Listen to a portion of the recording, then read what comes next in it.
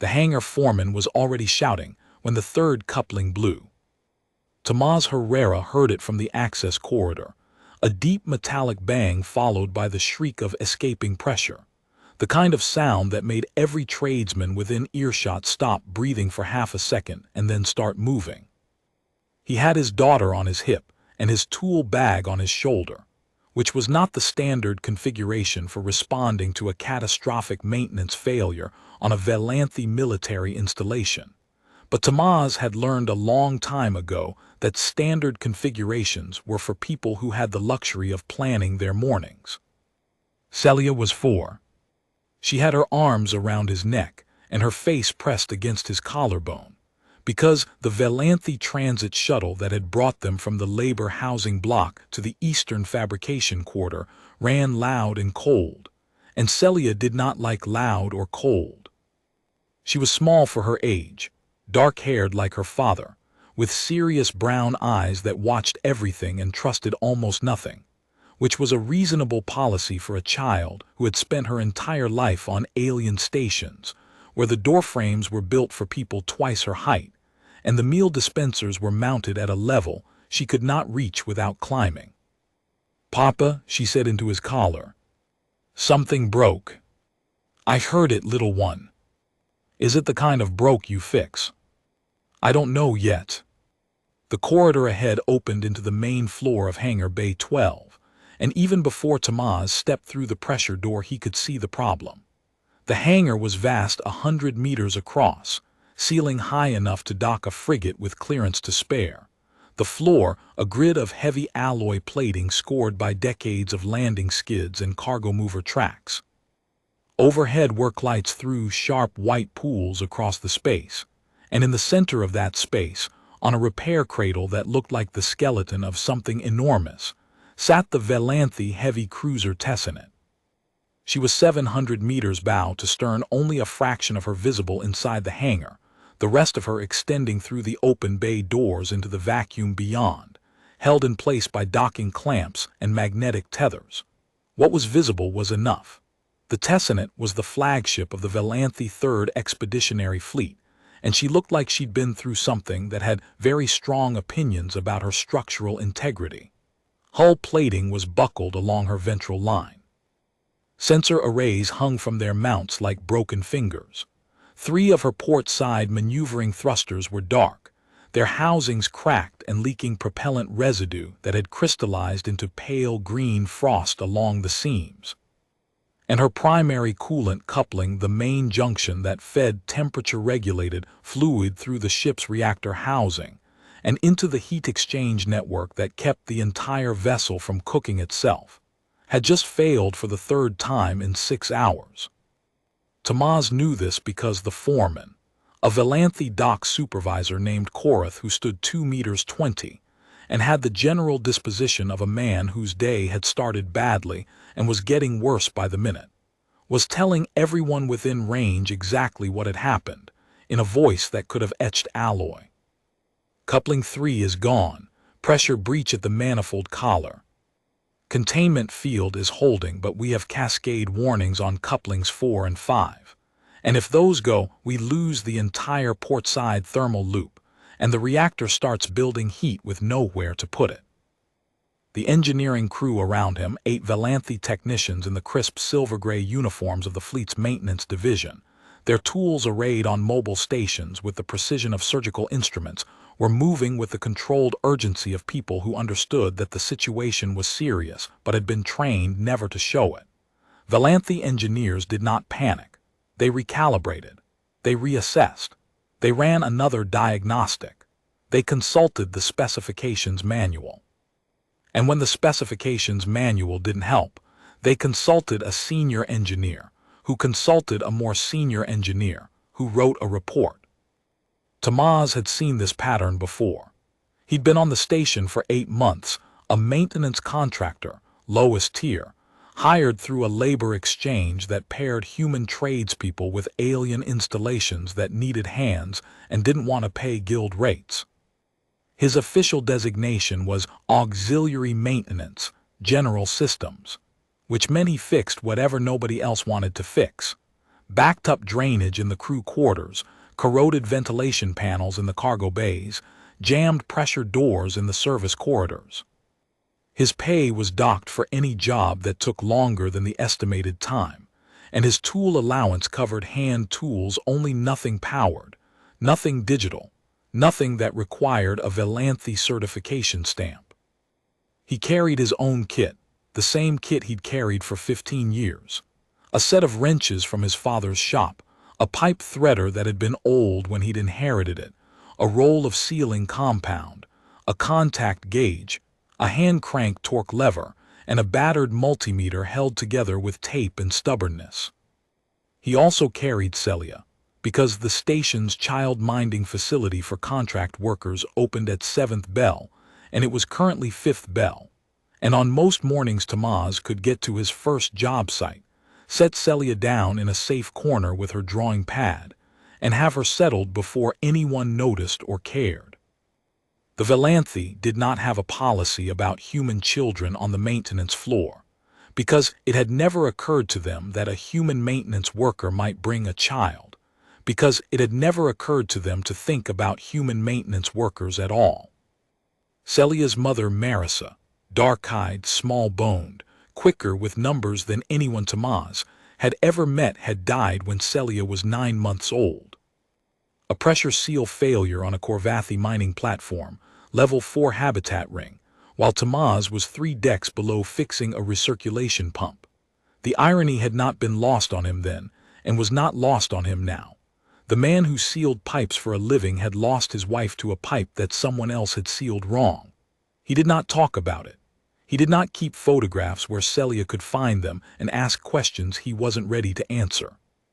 He carried Marissa the way he carried his tools, close, quiet, part of the weight that went everywhere he went. Since then every station had been the same. Arrive, find the labor exchange office, accept the lowest tier contract available. Find housing in the auxiliary block, always below decks, always windowless, always with door frames he could reach but Celia couldn't. Start fixing things nobody else wanted to fix. Keep his head down, keep Celia fed, keep moving. He had worked on 11 stations in 4 years. The Velanthi station, Kethvenner, was the longest he'd stayed anywhere since Merced, and that was only because the work was steady, and the child-minding facility had a Corvathi woman named Vela who treated Celia like a person instead of a line item. "Papa," Celia said, "the big people are upset." "They are. Can you fix the thing?" "It's not my job, little one." "But can you?" Tamaz looked at the Tessonet's exposed coupling assembly, the massive junction where the coolant lines met the reactor housing, 3 meters across, a nest of alloy pipes and pressure seals and flow regulators that gleamed under the work lights like the exposed cardiovascular system of something that had been built to fly through the dark between stars. He could see the failure point from where he stood, 50 meters away, because the failure point was not subtle. The manifold collar, the ring-shaped seal that joined the coupling pipe to the reactor housing flange, had cracked along its compression edge. Not a material defect, a torque failure. The collar had been tightened to specification, but the specification was wrong. He knew it was wrong because he'd seen this kind of failure before. Not on a Velanthi cruiser on a water reclamation plant on Merced Station, where he'd worked for 3 years in his 20s, and where the main circulation pumps used the same basic coupling geometry. A flanged collar compressed against a gasket ring by a series of radial bolts tightened in a star pattern to a specified torque value. The Merced pumps had the same problem. The spec said to torque all bolts to the same value, but the collar wasn't perfectly round. Manufacturing tolerances meant one axis was always slightly tighter than the other, and uniform torque on an asymmetric collar created a stress concentration at the tight points, which cracked the collar over time, especially under thermal cycling. The fix was simple. You didn't torque to spec, you torqued to feel. You went around the star pattern once at half spec, then again at 3/4, then a final pass where you felt the collar seat against the gasket and stopped when it told you it was home.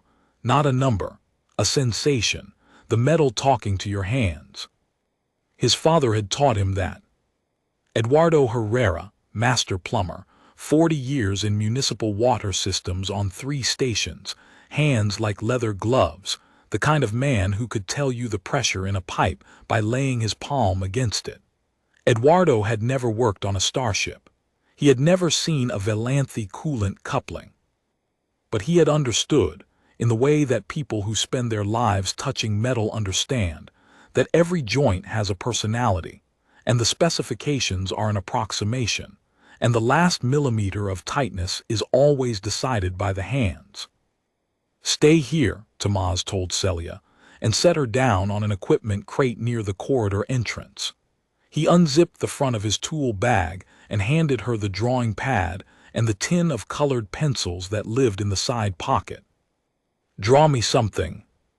"What should I draw?" "Something brave." She nodded, already opening the tin, selecting the purple pencil first because purple was always first. Tomás touched her head once, the way his father used to touch his, a brief, firm pressure, less a caress than a reminder. "I'm here, you're here, we're fine," and then he turned toward the repair cradle. The scene he walked into was getting worse. The foreman, Korath, was now in a 3-way argument with a fleet engineering officer, a tall woman in dark blue uniform with the rank insignia of a senior commander, her silver-white hair pulled back in a severe knot, her name displayed in luminous Velanthe script across her collar tab, Commander Esedri, and a civilian engineer from the Velanthe Shipbuilding Guild named Torin, who had been called in as a consultant and was carrying a data tablet the size of a serving tray. Their argument was loud enough to hear from 20 meters, which for the Velanthe, who considered raised voices a sign of structural inadequacy in the speaker, was roughly equivalent to screaming. "The collar is rated for 14,000 thermal cycles," Torin was saying. "It has completed 9,000. The failure is premature. I need a metallurgical analysis before I can recommend a course of action." "We don't have time for metallurgical analysis," Commander Esedri said. Her voice had the particular tightness of an officer who was personally responsible for a 700-meter warship that was currently unable to regulate its own temperature. "The reactor is building heat. We have 6 hours before we have to start emergency shutdown procedures, and a cold start restart on a Tessenet-class reactor takes 9 days. "Then initiate the shutdown," Torin said. 9 days is preferable to a thermal cascade. 9 days in dry dock takes the Tessenet out of the defense rotation. The Third Fleet's patrol schedule has no redundancy. If the Tessenet is down, there is a gap in the eastern boundary coverage that the Admiralty will notice. Then the Admiralty should have maintained their coupling collars. The coupling collars were maintained to specification. Then the specification is the problem. The specification has been standard for 30 years. And the collar cracked. While they argued, a second engineering team arrived, 4 technicians from the station's permanent maintenance staff, led by a senior systems engineer named Paulith, who carried himself with the careful authority of a man who had been doing this job for 20 years and had never encountered a problem that patience and proper documentation couldn't solve. Paulith examined the cracked collar, consulted the diagnostic readouts, ran 3 separate stress simulation models on his data tablet, and arrived at the same conclusion the guild engineer had already reached. The collar had failed prematurely, the cause was uncertain, and the recommended course of action was to replace the collar, torque it to specification, and monitor for recurrence. "That's what we did 2 hours ago," Korath said. "We replaced the collar, we torqued it to spec, it cracked." "Then the replacement collar was defective," Paulith said. "We've replaced it twice, both collars cracked." 2 defective collars in sequence is statistically improbable, but not impossible. I recommend inspecting the remaining collar inventory for manufacturing defects. I have inspected the inventory. The collars pass certification. Then the gasket is the variable. The gaskets pass certification. Then the flange surface.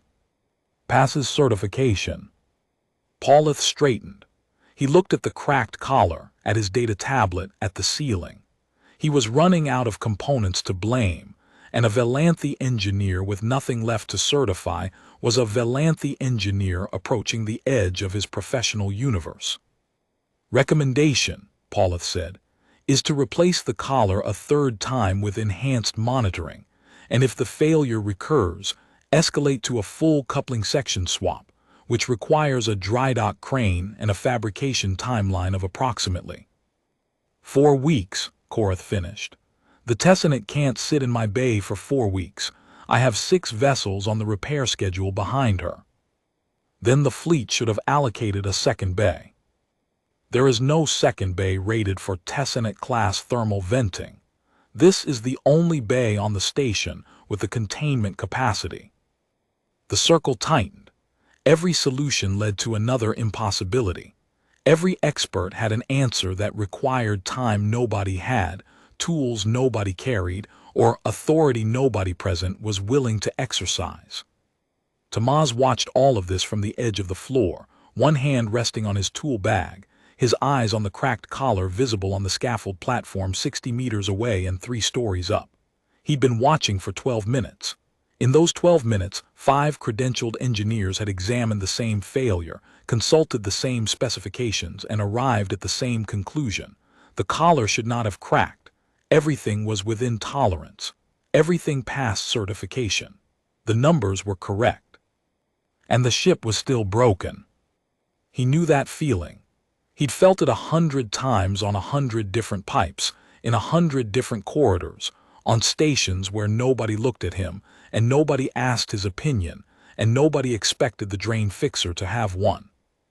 The feeling of knowing the answer, while the people with the credentials talked past it.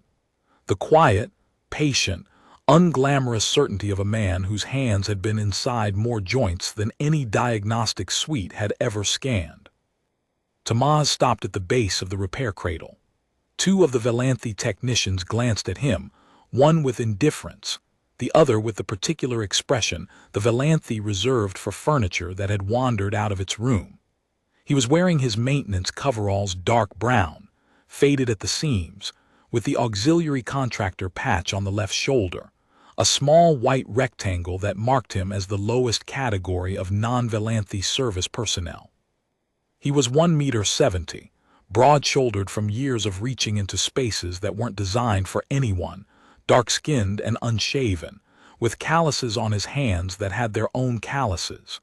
He looked exactly like what he was, a man who fixed drains for a living and had brought his 4-year-old to work. Nobody asked him what he was doing there. Nobody asked him to leave either. He was below the threshold of notice. He'd been below it since his first off-world job at 21, a drain line contract on a Drenari cargo depot where the supervisor had called him the human for 6 weeks, and then, when Tamaz fixed a water recycler that 2 certified technicians had declared scrap, called him the useful human as if that were a promotion. Before the Drenari depot, his mother's apartment on Meridian Station, where the work was informal and the invisibility was optional. His mother, Lucia Herrera, who had kept the family together after Eduardo went off station for contract work. Lucia, who ran a laundry service and repaired her own machines, and taught Tamaz that dignity is portable, that you carry it in the quality of your hands and the steadiness of your voice, and the way you look at people who look through you. She had died the year before Celia was born, of a lung condition that the station clinic diagnosed too late, and the station pharmacist treated with the cheapest medication on the formulary, because contract worker dependents received contract worker care. 3 parents, 3 stations, 3 versions of the same story. The work is real. The person doing it is invisible. The system works as designed. He climbed the access ladder on the repair cradle, 3 flights of alloy rungs bolted to the scaffold frame, each rung spaced for Velanthi legs, which meant he had to stretch for every step, and reached the coupling platform. Up close, the Tessonite's reactor housing was enormous, a curved wall of composite armor plating that radiated residual heat like a sun-warmed boulder. The coolant coupling emerged from the housing at a 40-degree angle, a pipe as wide as his arm span, terminating in the flanged manifold collar that had failed. He could see the crack, a hairline fracture running along the compression edge of the collar, exactly where the stress concentration would be highest if the torque distribution were uneven. The old collar, the one that had been replaced twice already today, was lying on the platform beside a new one, still in its shipping crate. The new collar was identical. Same alloy, same dimensions, same bolt pattern. And they were going to install it the same way, with the same torque specification, and it was going to crack again. Tomás knelt beside the new collar and ran his hand along its inner surface. His fingers found what his eyes couldn't see at this distance, a subtle ovality. Not a defect, all large-diameter manufactured collars had it, a function of the way the alloy cooled in the mold. This collar was 0.04 of a millimeter wider on one axis than the other, negligible by any measurement standard. But when you compress that collar against a gasket at 14,000 newtons per bolt, 0.04 of a millimeter was the difference between a seal that held and a crack that propagated. He pulled his contact gauge from his belt and measured. Then he measured again, rotating the collar 90 degrees, confirming the asymmetry. Then he measured the gasket ring sitting in the parts crate and found the same story. The gasket was 0.02 of a millimeter thicker on one side, also within tolerance, also invisible to any instrument that rounded its readings. Then he picked up one of the cracked collars, the one that had been removed 2 hours ago, and examined the fracture pattern. The crack ran along the compression edge in a slight arc, curving inward toward the narrow axis. If the collar had been uniformly stressed, the fracture would have been straight, a radial line from the bolt nearest the failure point outward. But this crack curved. It followed the contour of the stress concentration. It was a map of the forces that had been applied to it, drawn in metal by the collar's own failure. He'd seen this curve on the Merced pumps. He'd seen it on a ventilation coupling at the Drenari depot. He'd seen it on a pressure housing at a Corvathi fueling station, where the engineers had replaced the same component 4 times in 3 months before a human welder named Tomás Ruiz, no relation. Just a coincidence of first names that Eduardo had always found amusing, had picked up the failed housing, turned it in his hands and said, "The round ones aren't round." Ruiz had died on that station, 12 years before Tomás was born, but his observation had survived because Eduardo had heard it, and Eduardo had remembered it, and Eduardo had passed it to his son in a workshop on Meridian Station, with a cracked coupling in one hand and a gauge in the other. Knowledge like this didn't get published. It got passed from hands to hands, whispered between shifts, taught in basements and maintenance closets and break rooms that smelled like soldering flux and old coffee. It was the knowledge of people who touched things for a living, and it was invisible because they were invisible, and it was invaluable because it was true. He climbed back down. The argument below had gained a new participant, the Tessenet's own chief engineer, a Valanthi named Drevon, who had arrived looking like a man who had been personally offended by thermodynamics. Drevon was examining diagnostic readouts on a wall-mounted display, while Torin quoted specifications, and Paulith referenced his stress simulations, and Korath periodically interjected with the observation that the reactor temperature was still climbing, and perhaps someone could make a decision before the ship began to glow. "The thermal margin is narrowing," Drevon said, pointing at a waveform on the display. "Coupling 3 is offline. Couplings 1 and 2 are carrying the full thermal load, and their flow rates are already at 92% capacity. If either of them degrade, we're looking at a thermal sealing breach within 3 hours instead of 6. Then we install the replacement collar on coupling 3 immediately," Essedry said. "We installed replacement collars on coupling 3 twice already today. They cracked. Third time." Is the same result, Commander. The failure mode is consistent. Whatever is causing this will cause it again unless we identify and address the root variable. Which brings us back, Torrin said, to metallurgical analysis. The circle of frustration had closed. They were back where they'd started, and the temperature was still climbing. Tamaz walked to the edge of the group. He stood there for a moment, a short man in brown coveralls among tall people in silver and blue, and then he spoke. "Excuse me." Nobody heard him, or rather, nobody registered that the sound had come from a source worth acknowledging. "Excuse me," he said again louder. Korath turned, looked down. His expression went through a rapid sequence: confusion, recognition, the auxiliary human who fixed drains, irritation. "This area is restricted to authorized maintenance personnel." "I am authorized maintenance personnel, auxiliary contract, general systems." "This is a fleet-class reactor coupling repair. Your contract covers plumbing and ventilation." "The coupling is plumbing," Tamaz said. "It's a flanged collar on a pressure pipe. The geometry is the same whether the pipe carries coolant or sewage, and the collar is cracking because you're torquing it wrong." The silence that followed had a weight to it. Commander Esedri turned. Torrin looked up from his data tablet. Drevon stopped mid-readout.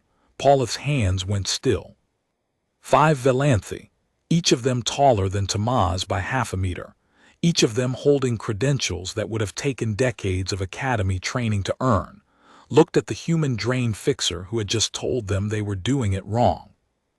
"The torque specification," Torrin said slowly, as if explaining something to a piece of equipment that had developed opinions, "is calculated from the collar's rated compression tolerance, the gasket deformation coefficient, and the thermal expansion profile of the alloy.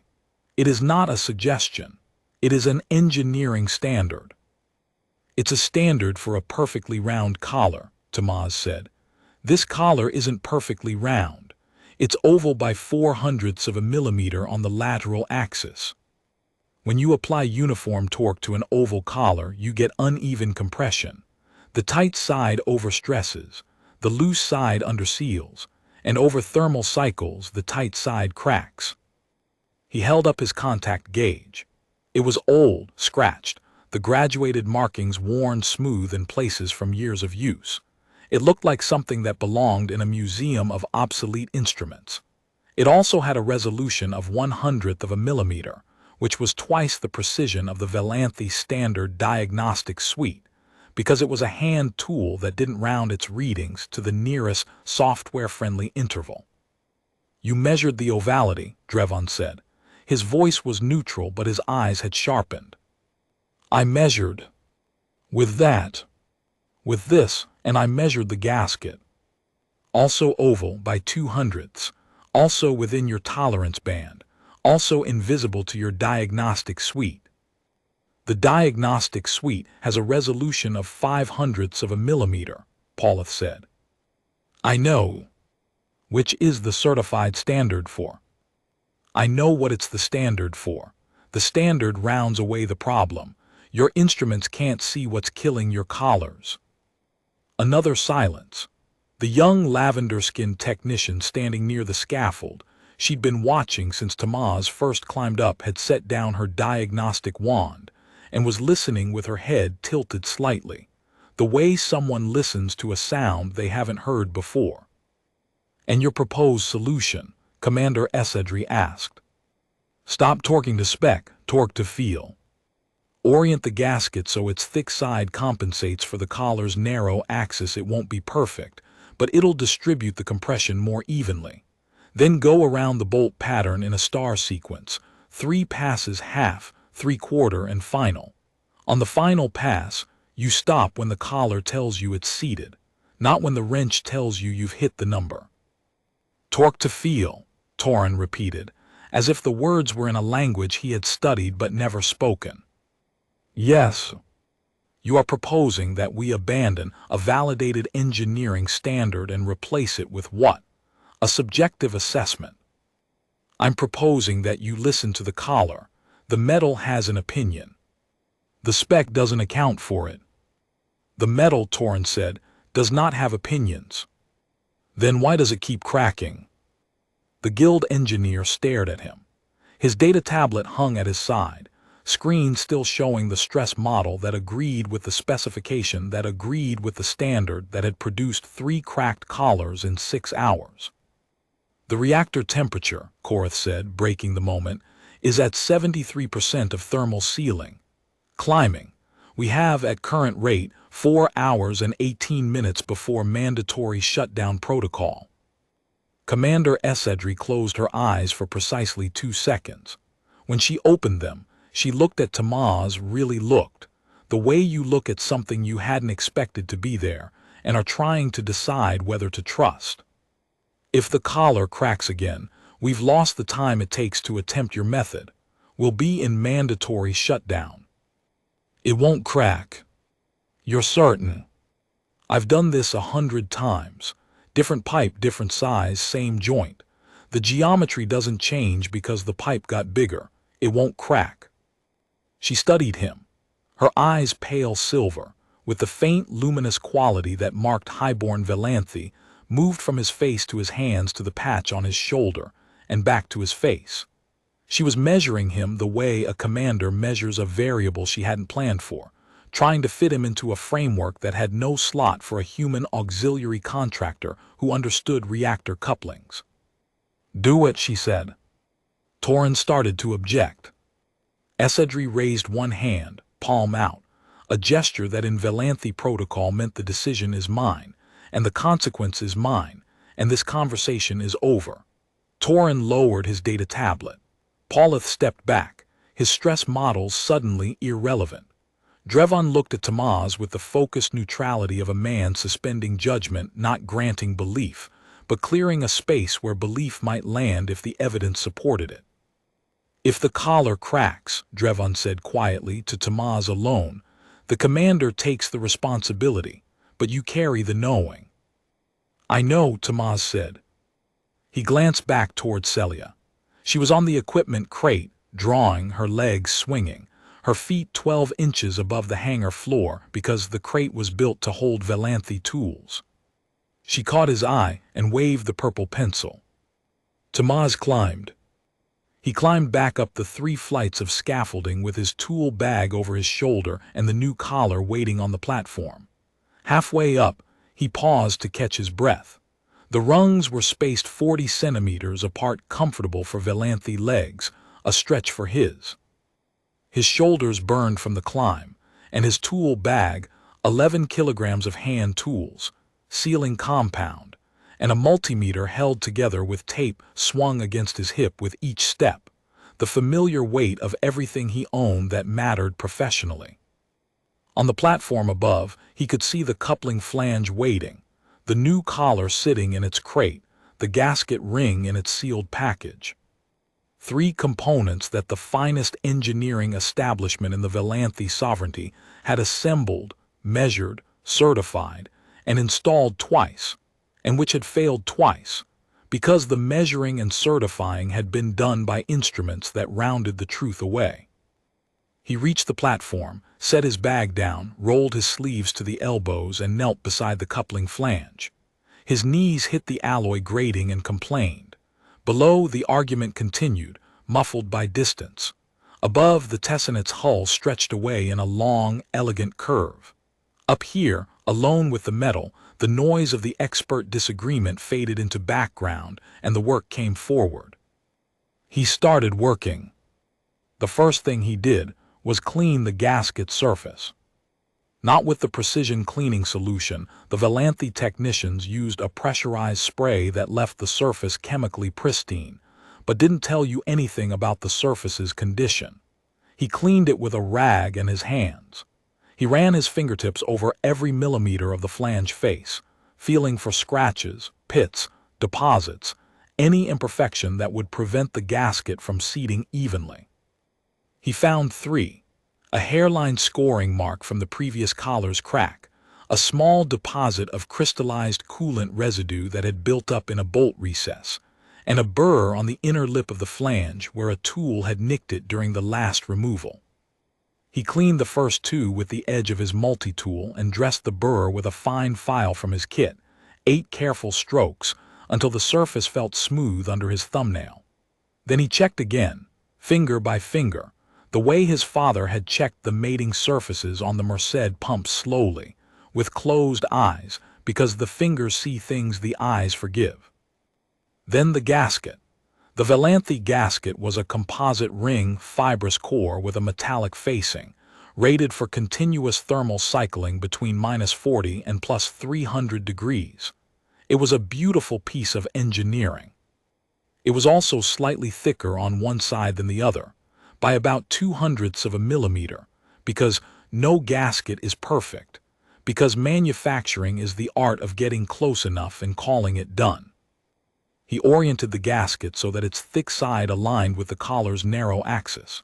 This way, when the collar compressed, the thicker gasket would compensate for the looser fit on the narrow side, producing more even compression across the full circumference. It was a trick that didn't exist in any engineering manual. It existed in the space between Eduardo Herrera's hands and the pipes of Merced Station's water treatment plant, passed down like a family recipe, surviving because it worked. He set the collar, 16 bolts star pattern. He started with his fingers, threading each bolt by hand until he felt the threads engage cleanly, because the first 2 turns of a bolt tell you whether the thread is cut true, and a cross-threaded bolt on a pressure seal is a bomb with a schedule. Then the wrench. His father's wrench, a 1/4 meter box end, alloy steel, the handle wrapped in friction tape that had been replaced so many times the layers formed a geological record of 15 years of use. He went around the pattern once, half tension, feeling each bolt take up slack, feeling the collar begin to seat against the gasket. The metal talked to him through the wrench handle, a faint vibration that changed character as the bolt tightened, starting loose and buzzy, tightening through a middle register that felt smooth and certain, and then approaching a point where the vibration changed again, growing harder, more resistant, the metal saying, "I'm close." Second pass, 3/4.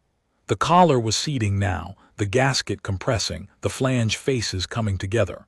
He could feel the ovality on the wide axis, the bolts tightened easily and the collar seated with a smooth, willing quality.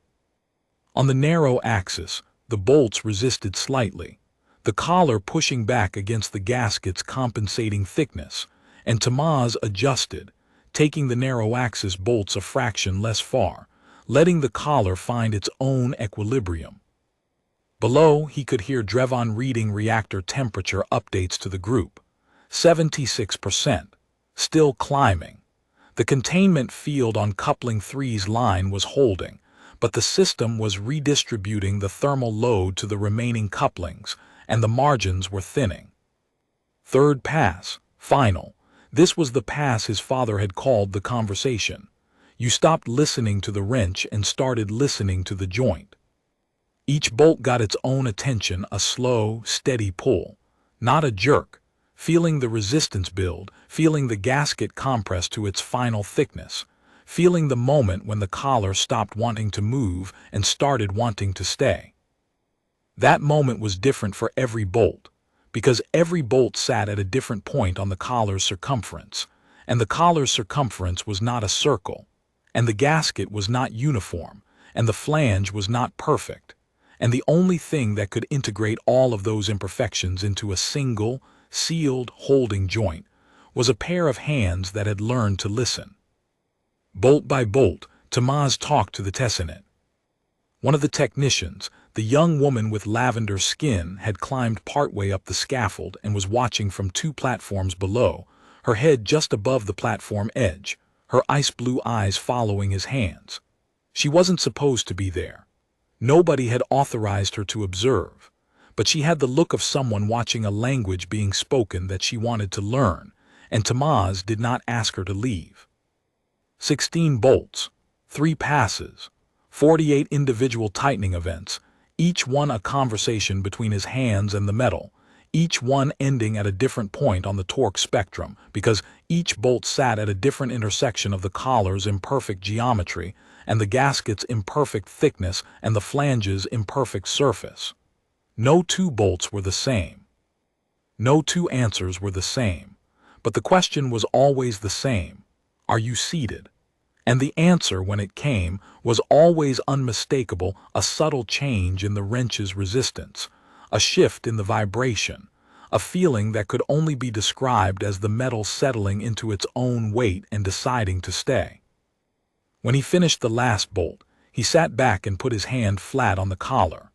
It was warm from the reactor housing's residual heat, and through his palm he could feel a subtle vibration, the coolant system's pressure cycle, pulsing through the sealed joint, the fluid on the other side of the metal waiting to flow. He leaned forward and pressed his ear to the collar, listened. The joint was quiet, no flutter, no whistle, no ticking of a stress fracture waiting to propagate.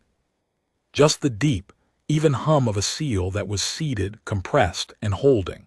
The sound his father had called the settled note, the frequency a joint makes when it has stopped fighting its own geometry and started resting inside it. Eduardo would have recognized it from across a room. "It's done," he said, and realized he'd said it to the ship. Below, a sound he hadn't expected. Silence. The argument had stopped. Every face on the hangar floor was turned upward, watching the diagnostic feed from the coupling's integrated sensors. Tomás couldn't see the readout from the platform, but he could read the silence. Silence from engineers meant either catastrophic failure or something they had no category for. Since the coupling wasn't leaking, it was the second thing. He climbed down. The lavender-skinned technician climbed down ahead of him, quickly, as if she'd been caught somewhere she shouldn't have been and wanted to arrive at the bottom before anyone noticed where she'd gone. The platform below was more crowded than when he'd gone up. The foremen, Esedri, Torin, Paulith, and Drevon were all there, but they'd been joined by 3 Valanthi officers in formal dress uniforms, the silver and blue of the Third Fleet's command staff, and a woman who stood slightly apart from the rest, watching the diagnostic display on the wall with an expression that made the air around her feel arranged. She was Valanthi, tall 2 meters 10, which was tall even for her species. Her skin was the color of white birch in winter, luminous, with a faint undertone of blue that deepened at her temples and the hollows of her throat. Her hair was silver platinum, worn long and gathered in a single braid that fell over her left shoulder, threaded with filaments that pulsed with a soft cyan light. Her eyes were the most arresting feature, large, ice blue, with a glow that wasn't ambient reflection but something generated from within, as if her irises had their own light source. She wore a long coat of dark navy fabric with silver thread embroidered at the collar and cuffs in patterns that looked like constellations, and on her left breast, a single insignia, a crystalline star with 7 points, each point a different color. The insignia of the Valanthi Fleet Admiral. Tomás had never seen a fleet admiral. He'd never been in a room with one. He'd been on the station for 8 months and had never been above the 15th floor of any building because his access badge, gray, auxiliary, general maintenance, topped out at the service levels. The people on those service levels didn't see fleet admirals. Fleet admirals were something that happened on a different floor, in a different life, to different people. The admiral was watching the diagnostic display. The display showed the coolant system's pressure readings, a series of waveforms that represented flow rate, temperature, and seal integrity across all the coupling junctions. The first 2 couplings, the ones that had been replaced earlier by the Valanthi technicians using the standard torque specification, showed stable readings but with a subtle periodic flutter, a microsecond pressure drop every time the system cycled, indicating that the seals were holding but not perfectly, compressing and decompressing with each pulse, wearing themselves thin. The third coupling, Tomás's coupling, showed a flat line, stable, no flutter, no cyclic deformation, a seal that was seated and staying seated, the kind of line that belonged in a textbook illustration of theoretical perfection. Drevon was staring at the readout. He'd been staring at it for the entire time Tamaz had been climbing down, and his expression had gone through several phases, ending at a place that looked like a man reconsidering a fundamental assumption about the universe. "The seal is holding," Drevon said. "No cyclic variance. The compression profile is uniform." He said the word the way someone says a word they've used their entire career but are hearing for the first time. "That's not possible," Torin said. "Uniform compression requires a perfectly round collar and a perfectly uniform gasket, neither of which exist in manufactured components. And yet, the instruments must be. The instruments are reading what's there. I calibrated them myself this morning. 3 flat lines on coupling 3, 0 flutter. 0 cyclic drift." Torin looked at the readout, looked at Tamaz, looked at the readout again. His data tablet hung at his side, forgotten, its stress simulation still modeling a reality that no longer applied. "How?" he said. Tamaz considered several answers. The honest one was, "My father taught me, and his mother taught him, and before that it was a man named Ruiz on a water plant in the lowlands of Ceres Station who figured out that pipes talk if you listen." But that wasn't the kind of answer the Valanthe engineering establishment was equipped to process. They wanted variables. They wanted coefficients. They wanted something they could put into a specification document and stamp with a certification seal. So he gave them what he could. I compensated for the ovality by orienting the gasket to match the collar's deviation, and then I torqued each bolt individually to the point of seated resistance instead of to a uniform value. The collar isn't round, so the torque can't be uniform. You match the torque to the shape. "You match the torque to the shape," Drevon repeated quietly, as if he were writing it down inside his head. Paulith was frowning. "The gasket orientation, you rotated it before installation." "I measured the collar's asymmetry, measured the gasket's thickness variation, and aligned the thick side of the gasket with the narrow axis of the collar. Thicker gasket compensates for looser collar. The compression evens out." "That technique isn't in any standard reference." "No. Where did you learn it?" "From a man who fixed water pipes for 40 years and never wrote anything down. He couldn't have written it down if he tried. There are no words for the last quarter turn. There's no coefficient for the moment when the metal stops pushing and starts holding. It lives in the hands, and it transfers from hands to hands, and no specification manual has ever contained it because it doesn't fit in a column." Paulith stared at him. Korath had gone quiet for the first time all morning. The foreman's face was doing something complicated, as if the categories he used to organize the world had just been rearranged without his permission. Behind them, the young technician with lavender skin was standing very still, her ice-blue eyes moving between Tamaz and the diagnostic display, and her expression was the expression of someone who had just heard a door open that she didn't know was there. "Papa." Tamaz turned. Celia was standing at the base of the repair cradle, her drawing pad in one hand and a colored pencil in the other, looking up at him with the particular expression of a 4-year-old who had been patient for as long as 4-year-olds can be patient, which was approximately 45 minutes. "Papa, I'm done. I drew the brave thing." Every Valanthe in the hangar was looking at her. A human child, waist-high, in a faded yellow jumper with a patch on the knee, standing on the deck of a military hangar bay between a fleet admiral and a 700-meter warship, holding up a drawing. Tamaz walked to her, knelt, took the drawing pad. She had drawn a picture. In the center, a figure small, brown, with a tool in his hand that might have been a wrench or might have been a wand or might have been the answer to a question nobody had thought to ask. Around him, taller figures, silver and white, their expressions suggested by the angles of their pencil-lined mouths. Above them all, something large and curved that might have been a ship or might have been a whale or might have been the sky. And beneath the small figure, in the careful, lopsided letters of a child who was still learning to write, she had written, "My Papa Fixes things." Tamaz looked at it for a long time.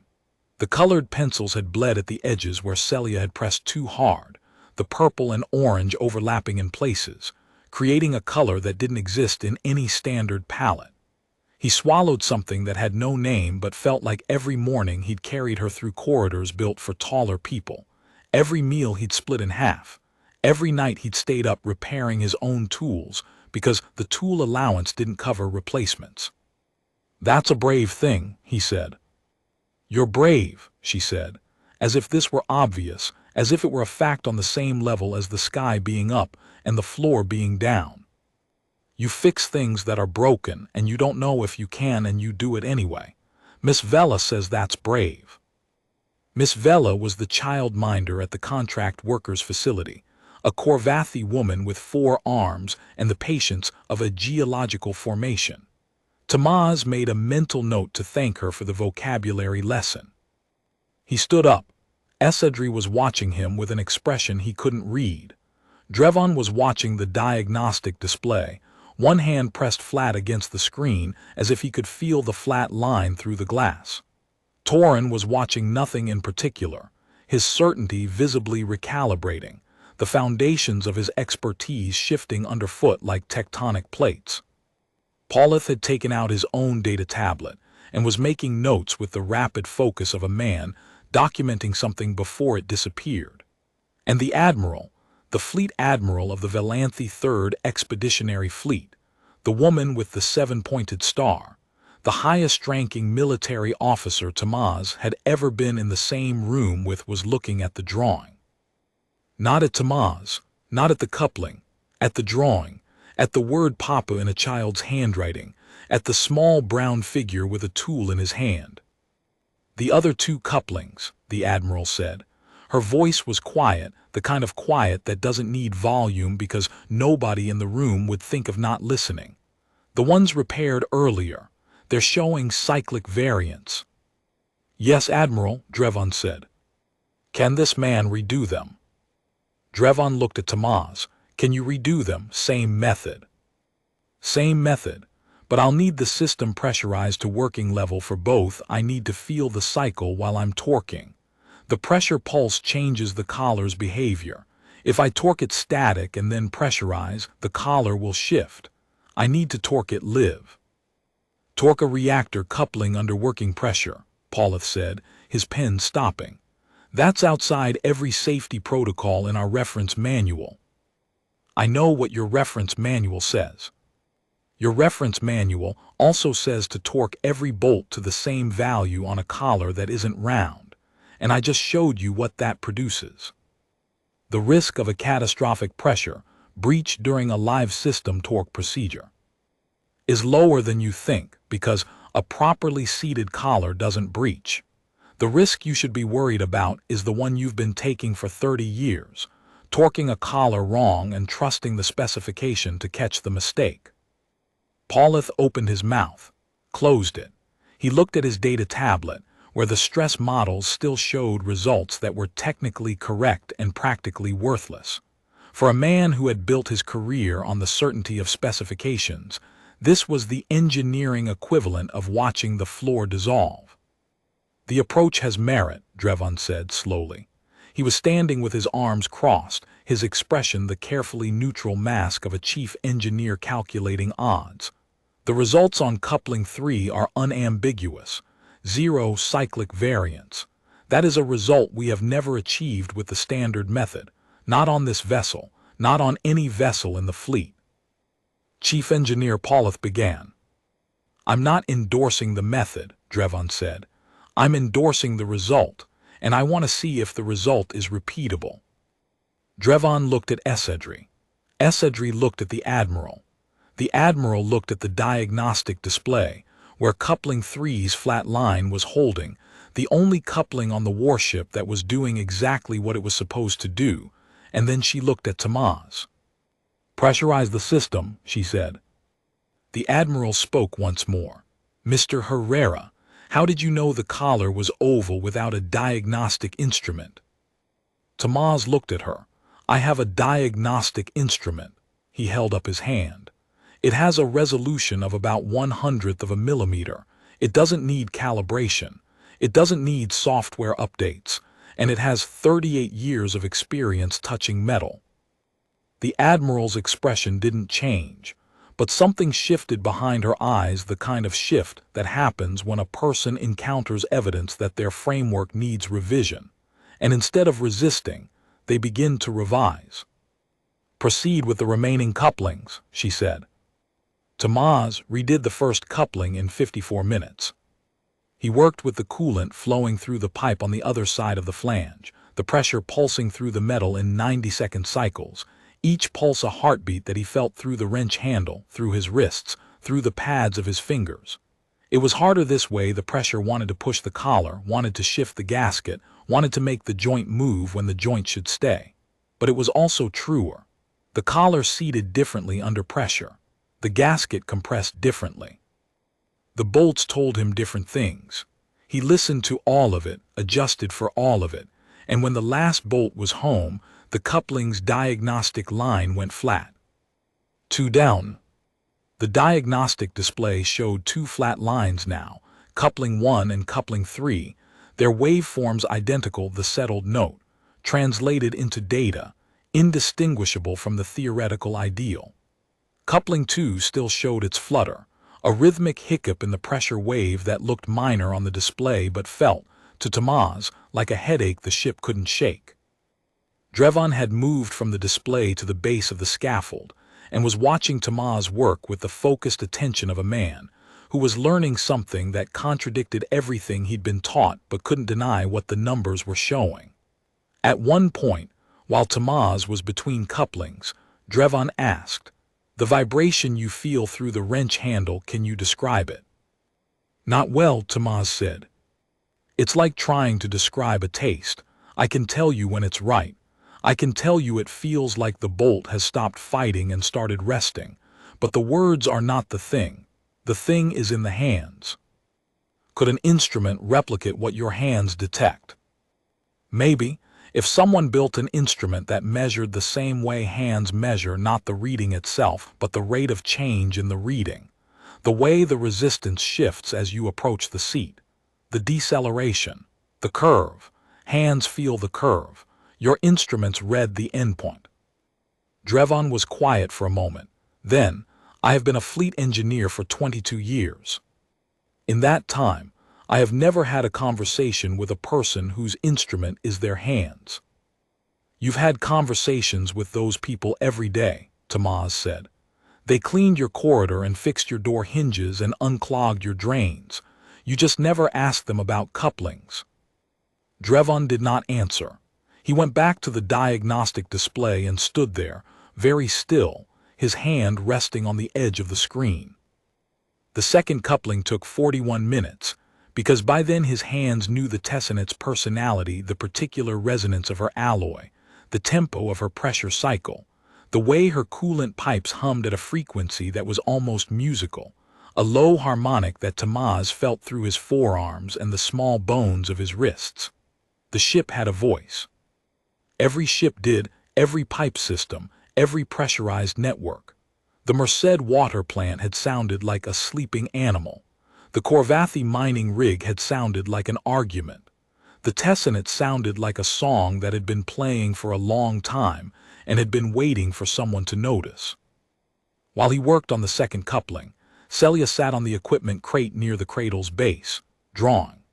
The young technician with lavender skin had drifted over and was standing near the crate, watching Celia draw with an expression of unguarded fascination. Celia, who did not distinguish between tall silver aliens and anyone else, who treated every new person the way she treated every new color as something worth investigating, had offered her a colored pencil. "What are you drawing now?" the technician asked. "I'm drawing the big boat," Celia said. "Papa is fixing the big boat." "It's a ship." "It's a big boat. Papa says all boats are boats, even the ones that fly. He says the water still moves inside them." The technician looked at the drawing.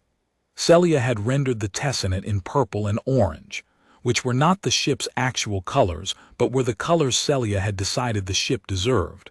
The colors of a world where things were fixed, and the water moved correctly, and the pipes hummed in tune. She had drawn small figures inside the ship, stick people with oversized heads, and above them, flowing lines that might have been pipes, or might have been rivers, or might have been the circulatory system of a creature that lived inside the walls. The water moves inside them, the technician repeated very quietly. Papa talks to the water, Celia added. He puts his ear on the pipes and listens. He says the water tells him where it hurts. The technician, her name badge read Solon, apprentice grade, sat down on the floor next to the crate, her long legs folded beneath her diagnostic wand forgotten on the deck behind her. She was at Celia's eye level now. Your papa listens to the water. He listens to everything, pipes, doors, the machine that makes the food. He says everything talks if you're quiet enough. Solon looked at the yellow pencil Celia had given her as if it were the most important piece of diagnostic equipment she'd ever held. Then she looked up at the scaffold, where Tomás's legs were visible on the platform above, kneeling beside the last coupling, his body bent into the work the way a river bends into its channel, not forced, just following the shape of what needed to be done. When Tomás finished the second coupling and climbed down for the last time, the diagnostic display showed 3 flat lines, 3 couplings all holding, no cyclic variance, no flutter, no stress indicators. The coolant system was flowing at rated capacity for the first time since the Tessonate had limped into dry dock, and the reactor temperature had dropped 14 degrees in the time it took him to descend the scaffold. The hangar was quieter now. The urgency had drained out of the air and been replaced by something else, a stillness that had weight to it, the kind of stillness that happens when a room full of people are trying to process something that doesn't fit into the categories they've built their professional lives around. Tomás set his tool bag on the deck. His hands ached.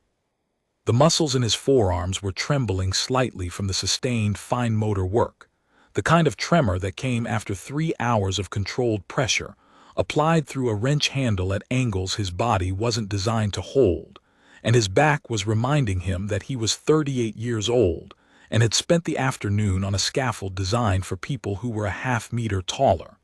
He wanted to sit down. He wanted a cup of coffee. He wanted to take Celia to the contract workers' canteen and buy her the reconstituted fruit bar she liked, the one that came in the yellow wrapper, before the morning shift rush cleared them out. Mr. Herrera. He turned. The Admiral was standing 3 meters away, and she was closer now than she'd been before, and at this distance Tomás could see the details. That distance had abstracted the fine lines at the corners of her luminous eyes that spoke of decades of command, the silver thread in her coat that wasn't thread but microfilament circuitry carrying rank protocols, the subtle points of her ears where they emerged from the platinum braid. She was beautiful in the way that highborn Velanthe were beautiful, a beauty that felt architectural, as if every feature had been placed with intent, and then allowed to weather into something warmer than the original design. She was also looking at him, the way Drevon had looked at the diagnostic display, with the focused attention of someone seeing something for the first time, and trying to understand not just what it was, but why it had been invisible for so long. "Admiral," he said, because he didn't know what else to say. "Your contract classification is Auxiliary General Maintenance." "Yes, Admiral." "Your access level is Gray Tier." "Yes." Gray Tier doesn't include reactor-class systems. It doesn't include fleet vessels. It doesn't include this hangar bay. "No, Admiral." "How did you get in here?" Tomás considered lying. He considered a diplomatic evasion, the kind that kept auxiliary workers out of trouble and inside the corridors where their badges worked. Instead, he told the truth, because he was tired and his hands hurt, and he had a 4-year-old who needed breakfast, and he was 38 years old, and had been invisible long enough that the effort of maintaining the invisibility felt heavier than the consequence of dropping it. The corridor access door was propped open with a fire extinguisher. I heard the coupling blow and came to look. Nobody stopped me because nobody noticed me. Nobody noticed you. Nobody notices auxiliary contractors. It's designed that way.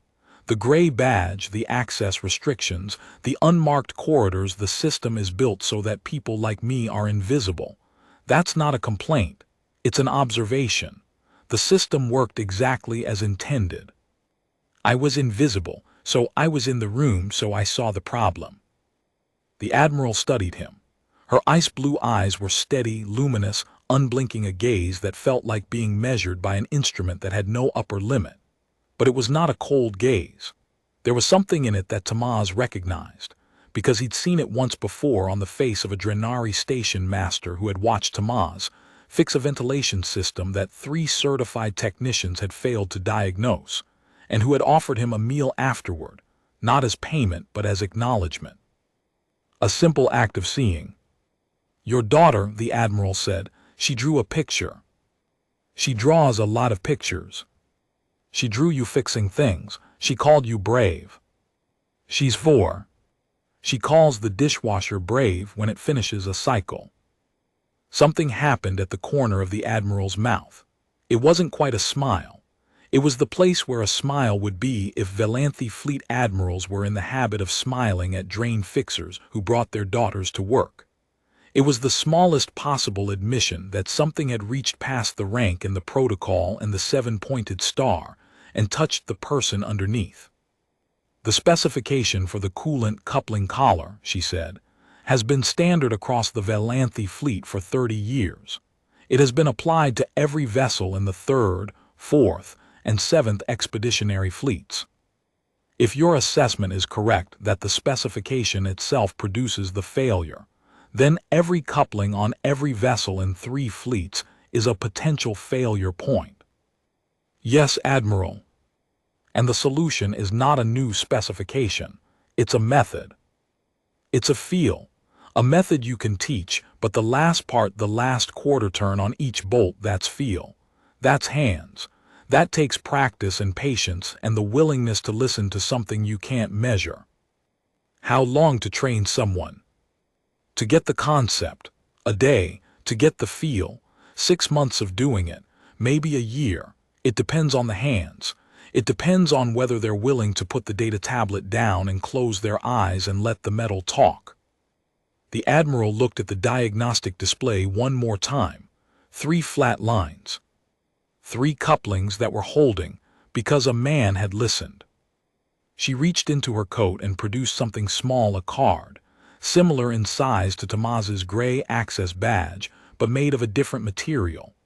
It was silver, with a single line of Velanthi script etched across its face, and a crystalline chip embedded in the upper corner that pulsed with a faint blue light. "This is a silver tier standing order," she said.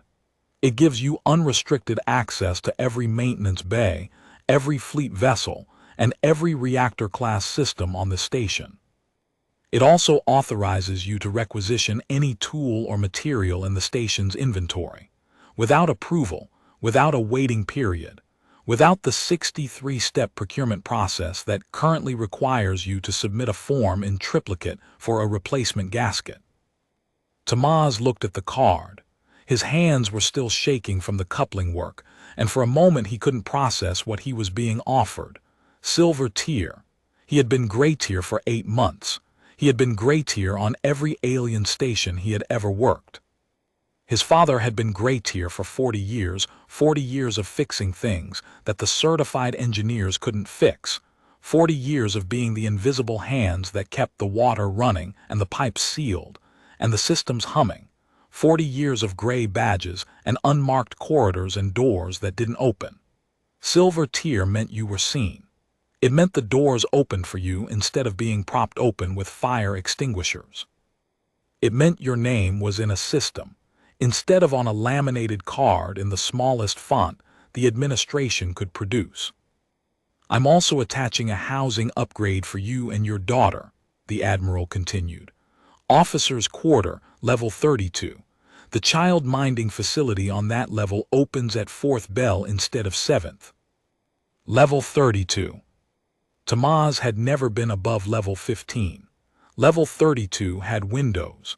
Celia had never lived in a place with windows. She had never fallen asleep looking at stars instead of ceiling panels.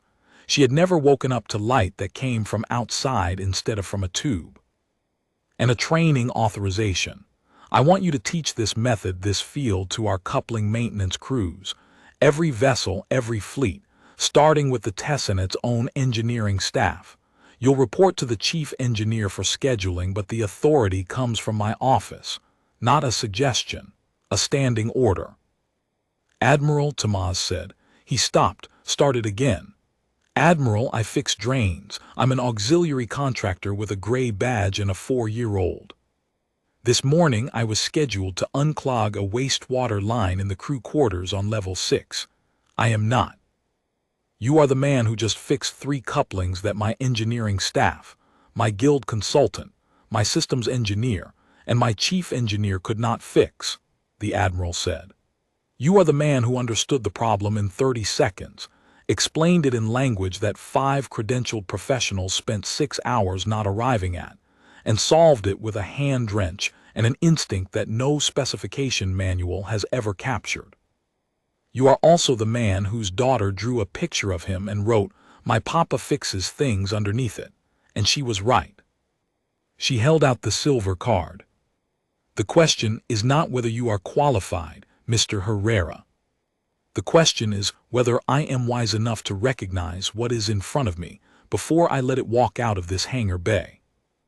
Behind the Admiral, Korath, the foreman who had been shouting since the 3rd coupling blew, the man who had spent 6 hours managing a crisis that had outstripped every expert in his chain of command, was standing with his arms at his sides, his posture no longer the rigid authority of a dock supervisor, but something quieter.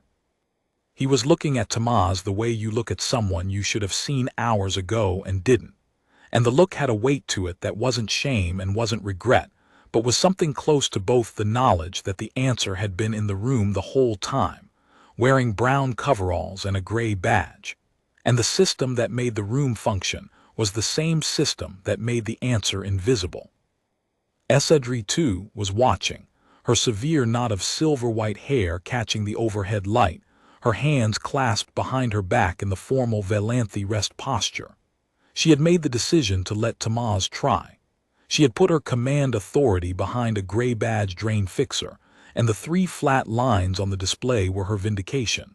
But her expression wasn't satisfaction. It was something more complicated, the look of an officer who had just learned that the talent she needed most was housed in the part of her organization she was designed never to see. Tamaz looked at the card. He looked at Celia, who was sitting on the equipment crate with the young Velanthi technician, sharing colored pencils and explaining that the purple lines inside the ship were the water's feelings, and the technician was nodding as if this were the most important technical briefing she had ever received. He looked at the Tessonate, 700 meters of warship humming quietly in the bright light of the hangar, her coupling sealed, her reactor cooling, her systems coming back to life because a man who fixed drains had put his hands on her pipes and listened. He thought about his father, Eduardo Herrera, who had died on Merced Station 3 years ago, still wearing a gray badge, still fixing pipes, still listening to the metal with hands that had never stopped being wise and eyes that had never been given a reason to look up. Eduardo, who had never been offered a silver card, who had never been seen by anyone above a foreman, who had taught his son that the last quarter turn was decided by the hands because no one else was going to teach him, because the specifications were written by people who had never held a wrench. Eduardo, who would have been proud, not of the silver card, of the flat lines on the diagnostic display, of the settled note, of the fact that the knowledge had survived, that it had traveled from Ruiz to Eduardo to Tamaz, from station to station, from gray badge to gray badge, carried in the hands of people the system couldn't see. And it was still true, still holding, still doing what specifications couldn't do. Marissa would have been proud too. She would have looked at the silver card and then looked at Celia and said, "Good, now she can have breakfast on time." Because Marissa had always understood that the point was never the recognition. The point was always the child, and the breakfast, and the window with the stars, and the door that opened when you needed it to. Tamaz took the card.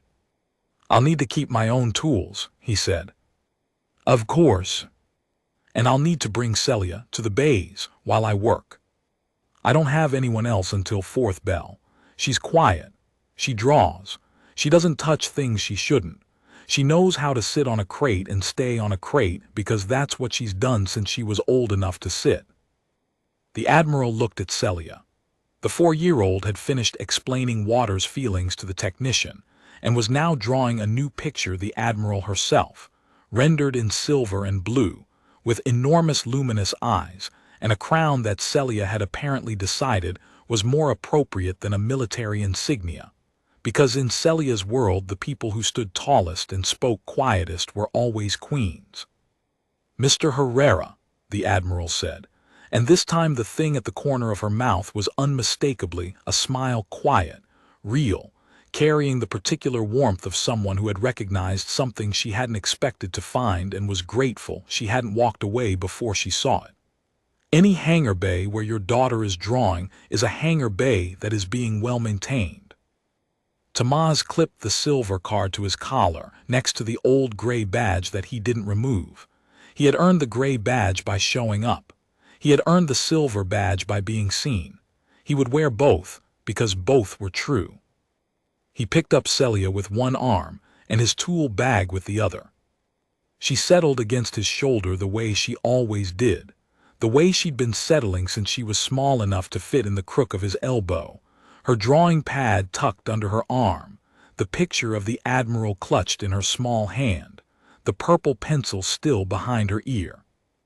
"Papa," she said as they walked toward the officer's corridor, the one he'd never been through, the one that opened now when his badge touched the reader, the door sliding wide in silence.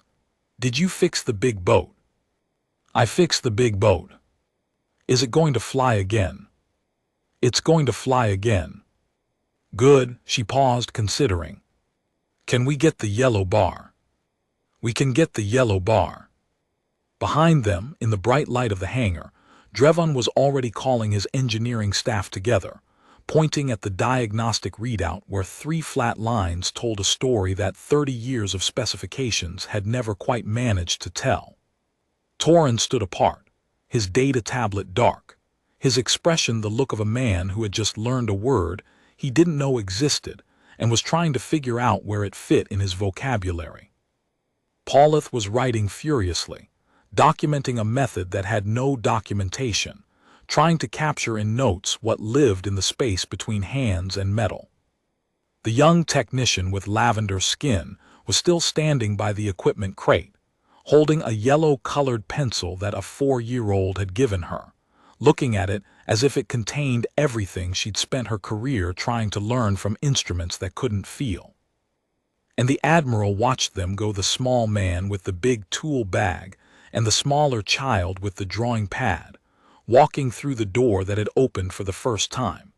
And for a moment her hand went to the 7-pointed star on her breast, not to adjust it but to feel it, the way you feel something familiar when you've just been reminded what it was supposed to mean.